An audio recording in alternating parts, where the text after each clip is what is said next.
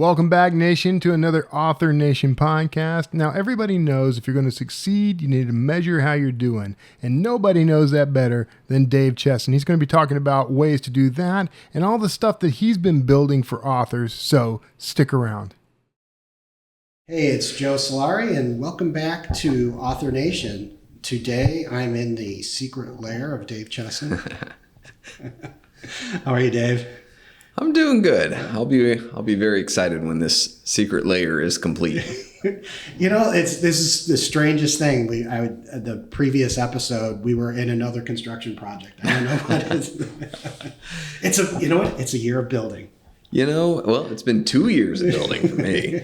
Yeah, we bought this place 2 years ago to really have an area to be able to focus and kind of work on the projects. And it's been 2 years of construction. So yeah. I look forward to it when it's complete. Well, the tour that you gave us is going to be amazing when it's done. I'll definitely want to come back and see it when it's got all the final touches on it. Yeah, I can't wait. Having a frosty mug. Exactly. So I was, on this trip, we were driving around and we stopped here in Nashville and to catch up on some stuff that you and I were talking about. That will be revealed in the future and will be amazing. But I thought we'd take some time to talk about technology and publishing. It's something that you've always been a thought leader in and have been ahead of the curve. And, I personally I remember being at NINC, I think it was the COVID year, and you hadn't even named Atticus at the time. You were asking about names. Was it that year? It was at NINC when I was like, we were thinking about certain names, and Atticus was the one that just resonated. Yeah. I was like, perfect. Yeah.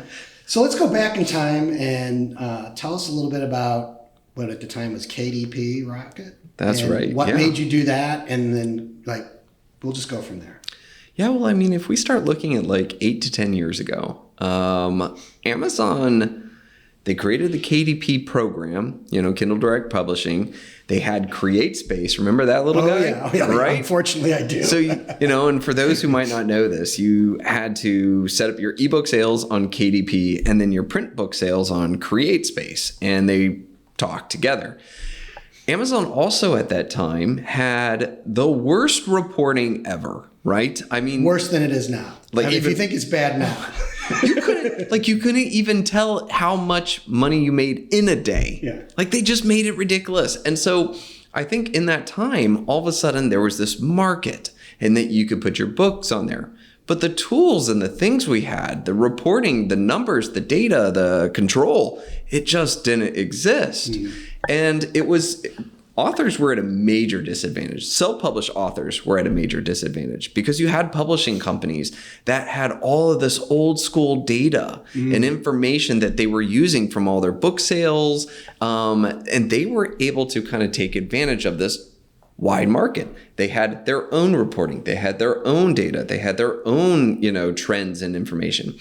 And so really back then, there wasn't much for authors to do except to sit down, write a book, throw it up there and kind of hope and, look and see what Amazon actually sends you as a paycheck. Yeah. And so when I first started getting involved in KDP, I was kind of left to the wind. Having worked in other sectors and other markets or so, I've seen the things that businesses have at their disposal.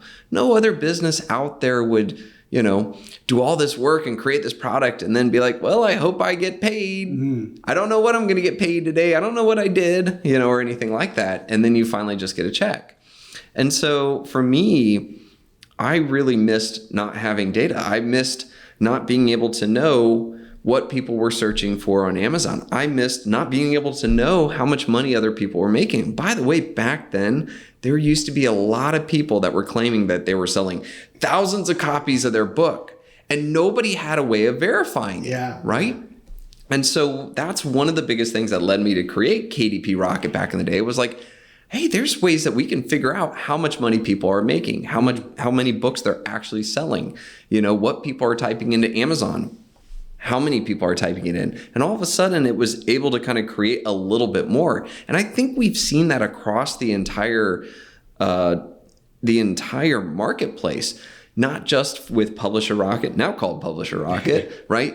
Where there's book marketing data, but we've seen much better tools for, writing and formatting books. We've seen much better analytics when we've seen just more opportunities and more technology grow, because it's clear that the ebook, print book, and audiobook markets are here to stay, and they're growing, and that there's more need from authors to be able to tap into that market. Oh, for sure. I'm thinking back, it was a couple of years ago where we did that joint project where you looked at some data with us from our clients, and how hard, with all the technology that we had, it was still difficult to get the real story. And then when you did get the real story, it's telling, like, maybe this isn't the best place for me to be when I pay all this money for an audiobook.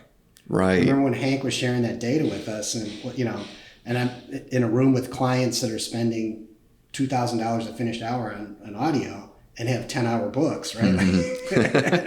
and it's like the data shows that you're losing money on some of these platforms the longer you make a book. Exactly. And I think that's the biggest thing is that it is true that there's a lot more books on the market than there were 10 years ago.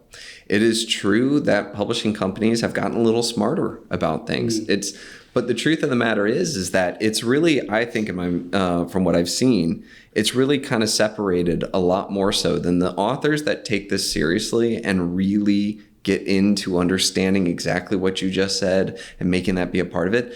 They are really separating themselves from the authors that are just there to kind of write, throw something up there and see what happens. So... Well, that's for sure. I think about like the folks that come to Author Nation, or the folks that are, actively in whatever community they are. What a massive advantage that gives you. First off, just to not get scammed. Oh, right? No kidding. Right. Yeah. And then to get up that learning curve faster. But, to your point, there's a lot of things like now you just have to do, right? It becomes the regression to the mean.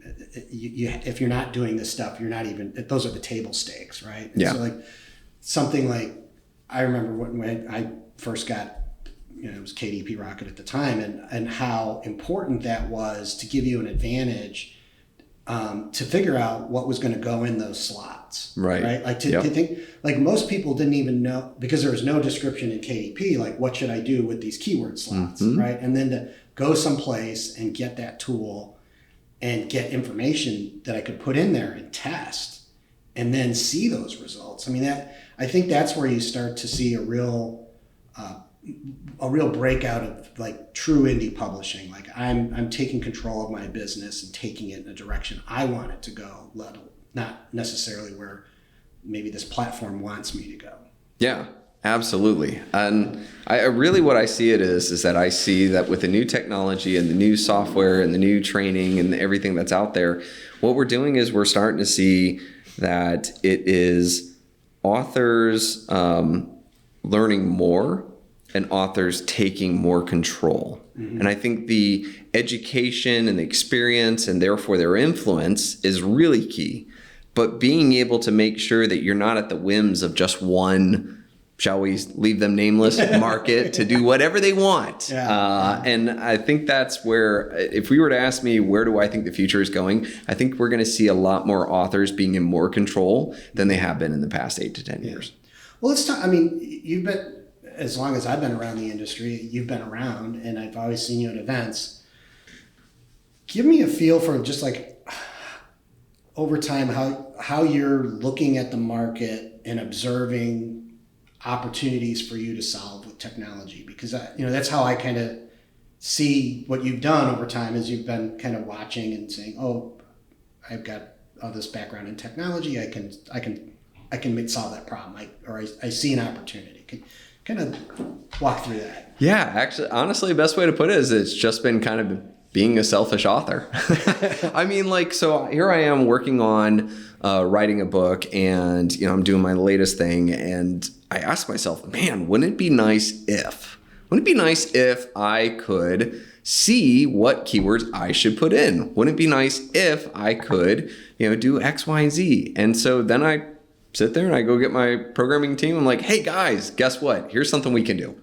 And in all honesty, it's just by continuing to write, to continuing to be an author, that I've been able to constantly see the new problems or the new solutions that are kind of coming into our publishing world or our marketing world or our platform world. Well, I think you're doing yourself a little bit of a disservice because you've built a pretty decent team around yourself, right? Like that is true. You know. Yes, I've got an amazing group of people that really help me. It's what allows me to write the articles that I do, the books, create the software, always work on improving, and honing craft, and I couldn't do it without them. Yeah, I mean, like Hank, who we both know who works with you, I mean, besides being an author himself, is a top data scientist that you stole away from a Fortune 20 company. Yep. Yeah. That was great. Yeah. When I heard he was coming to work with you, I was like, dude, that's awesome. Like, yeah. That's a great catch. Well, that's also too, our support team. I won't hire anybody that isn't truly in the trenches with the authors because they know exactly where, the problem lies. When an author has run into a situation, having support that can be empathetic with that situation and I know exactly what you're going through, is key. And I think that's just another important aspect to having the right team around you. Cool. Yeah. So let's talk a little bit about the team at Atticus because I've talked to him on email and I've seen him at the conference, but like you came out with that product, like we talked about earlier. I was there when you were kind of figuring out the name, but you were ready to roll. Yeah. What was behind the idea there, and like why did you address that particular set of problems? And then the team that's now handling that with you. Yeah, so it's kind of funny. A long time ago, I used to work for Apple as a salesman, and it was when Scrivener first came out. And so they gave us all, a free copy as Apple, salesmen. So that way we might talk about the software. And I wrote my master's thesis on it. I was there at Naval Postgraduate School at the time. I thought it was great. I thought these things were wonderful. But what I hated most, or shall I say dislike immensely, hate's a strong word. What I disliked immensely was that I had to keep going back and forth with my teacher, my sponsor, if you will, for my master's thesis. And then they didn't have Scrivener. So then we were going back and forth on Word. And then when it came time to actually, prepare the manuscript and everything, that was problematic. And then I started learning again as an author, with my books, that I was constantly having to jump between so many programs.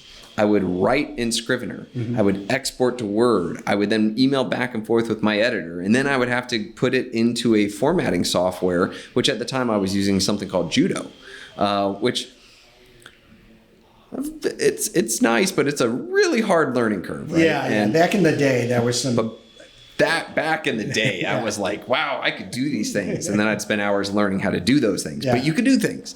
And so I just realized that there was never truly what I would call a book writing software. That there was not one where I could write, collaborate, and format in one shot. There's some that kind of do 2 of the 3, some that only do 1 of the 3. I've always wanted that. And the biggest issue that happened to me once was that when I was emailing back and forth with my editor, I'm pretty sure every author out there has done this, but you title the latest version called Final. This is the final, final, all cap final. Yeah. Publish this one, stupid. Yeah. There's, and what's funny is I'm pretty sure there's going to be people chuckling, but I never deleted any. So when it came time to go send it to the formatter or to put in the formatting program, well, which final is it? They're all final. Yeah. And so one of my books that I launched, I sent the wrong one in, and it was missing a chapter. And I got destroyed in the comments, in the reviews. You know what? I deserved it. I made that mistake. It was missing. I fixed it. But that really made me stumble. Yeah. And so for the longest time, I've had a little bit of a PTSD from the file management system. So when it came time, I had always wanted to truly create what was the what I would consider the best book writing software. So we started Atticus and we focused first on formatting. Okay. And, I wanted to have a seamless, easy to use formatting system that worked on both Mac and PC. And then after that, we made it where it also added the writing aspect. So you can now write the book. It has all the feels of, I would say the best way to describe the writing is like Scrivener light. It doesn't have all the crazy functionality of Scrivener, but believe me, actually a lot more keeps getting added. But also too, it doesn't hide all the features. So you have to take a course on how to learn how to use it. And I would say that in about 2 weeks from the recording of this, collaboration will be out on Atticus. And so now what will happen is that Atticus users can write their book. They can co-write with an author at the same time. They can, when it's time for their editor, they can invite their editor, and their editor can do track changes just like Word. You can see it real time and accept. And when you're done, you can format. And what's beautiful about that is the author never has to leave the program. They have one to write in, one to collaborate with, and one to format. And what I love most about the collaboration aspect is that when you're done working with that co-writer or that co-editor or that ARC reader, you can just remove them from the project. So now you have full control on what people can do and can't do inside of your book. And you won't have this is the final name or anything like that. No, that's amazing. And I know, for the authors that I know that do co-write or collaborate, having tools like that are going to be so important. You can watch this on Dakota on his Discord channel, but he actually is like dictating and has somebody live editing in behind him. Yep. Right. And people are like, oh, he can't write those books that fast. It's like, yes, he can. Go watch him. Yeah, right. Exactly. But it's a system, right? And it's something he's developed over years that, works for him. I'm not saying it works for everybody, but, that's something that fits really well with how you're designing the software, and that like it's not all just solitary writing anymore, right? There's the faster you get people into that loop, whether it's collaborators or, reviewers, it really gets, the product to market faster. So thinking about that, like now that you're in that space, there's lots of things going on with AI and how people write now. What's kind of your vision of where things are going and what you're seeing as somebody that has the software as kind of the future of, these kind of writing tools? Yeah, it's, the whole AI thing has been kind of crazy. So one of the things I've personally done is that I've marked that, and it's very specific, but inside of Atticus, we're not going to let anything read or try to learn from any books inside of it. Okay. And that's our choice as a company, so we're not going to create any kind of like AI prompts or anything that might need to read any part of an author's books, just so we can make sure that, at least to say from our perspective, that no system's going to learn off of anything you write on our system. But that being said, though, is that one of the things that I wanted to do is I want to make sure that it can connect to a third party if the author chooses.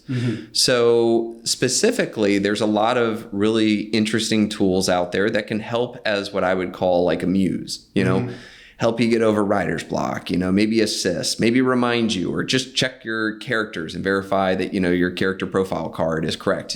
He has red eyes, not green eyes, or, he's from Valeria and not Ignog, or some kind of system like that. And that's great. We want authors to be able to use those systems, but we want them to be able to choose specifically that they want this program to then read their book, but not from us specifically. That being said, though, is I'm very curious to see how AI plays out in the next 2, 3, 4, 5 years. And I'm more curious to see what the U.S. court systems as well as other international court systems do. I think that's really going to dictate what plays into it. But that being said, though, is that I personally have enjoyed the use of things that have helped me to become more efficient or that have been there to assist me.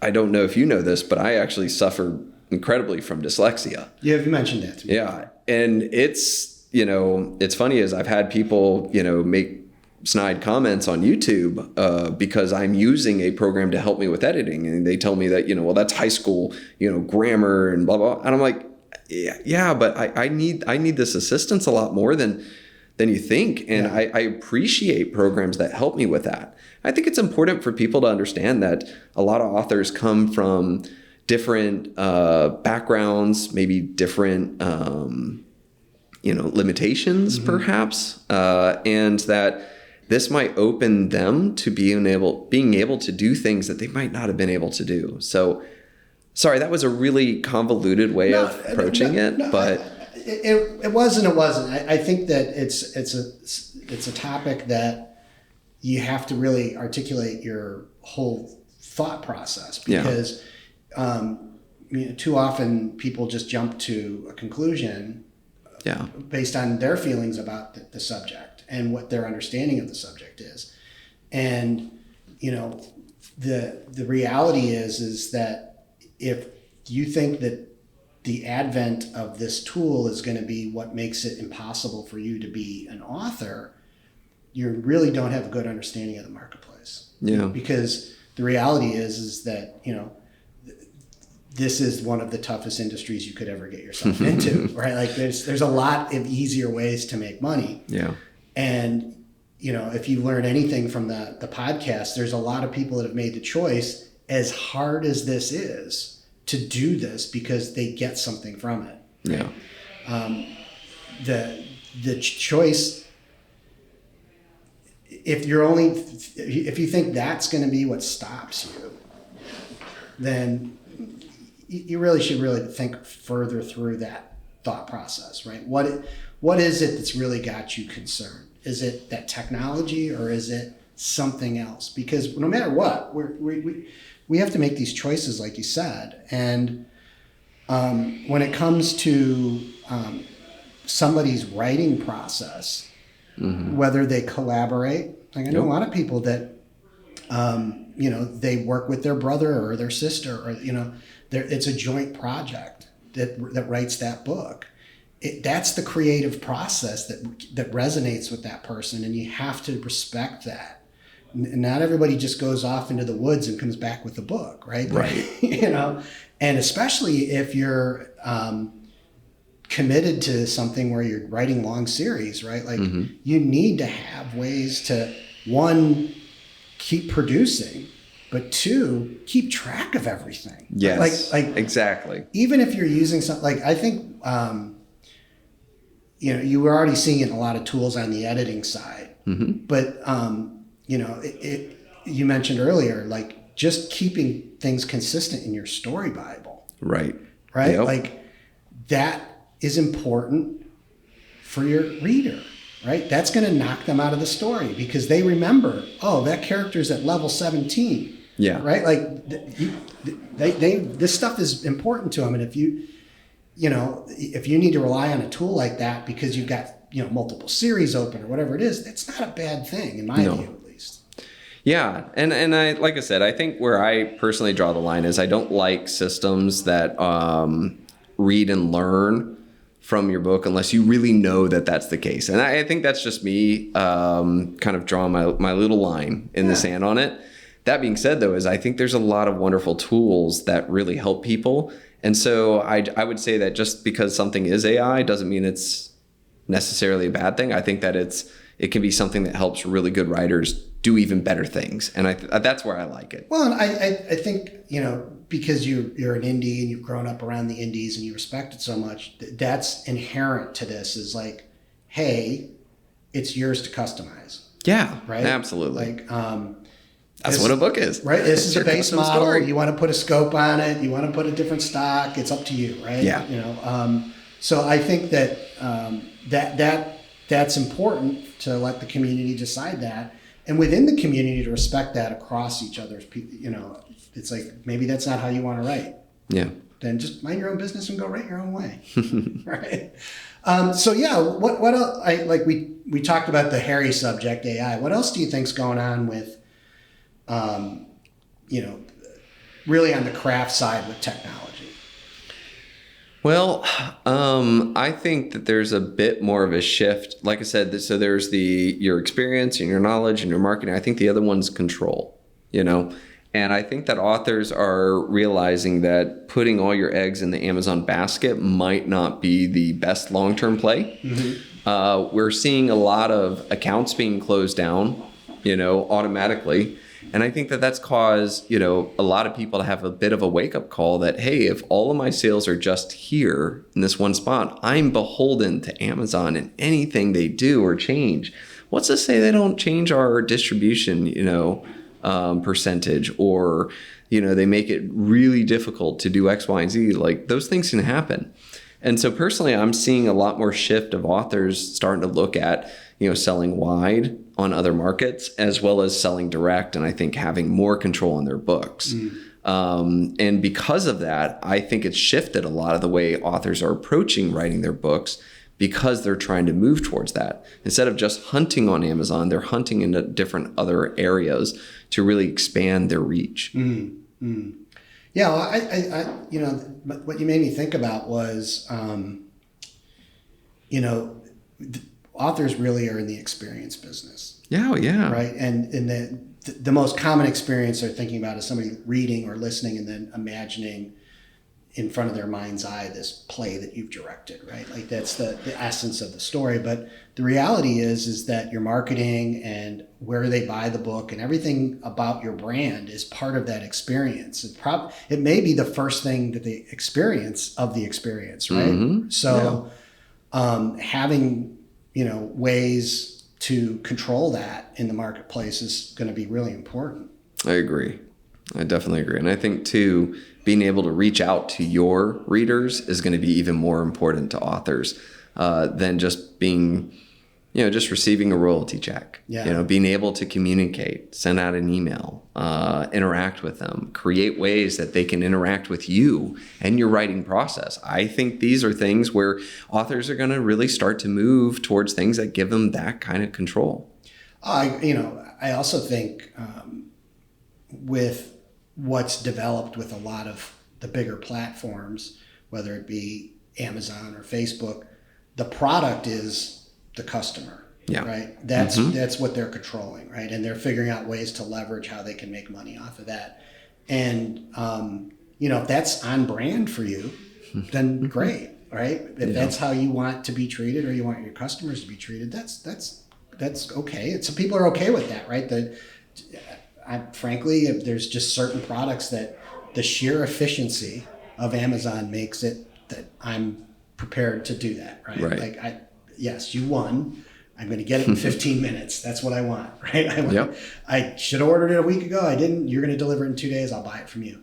But going forward, I think that, certainly at Author Nation, that's something we want to expose more authors to, is the idea of like, what is your brand really supposed to be in the marketplace? You decide that. Mm-hmm. And then it may mean foregoing certain platforms, right?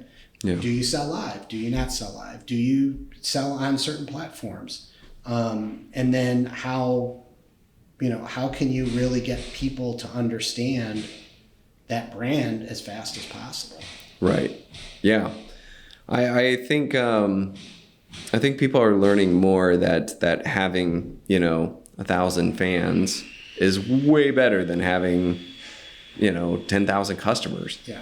Because if you're in it to make your second, third, fourth, fifth book, and you have people that truly want to be with your journey and to follow you and read the next thing, it's liberating.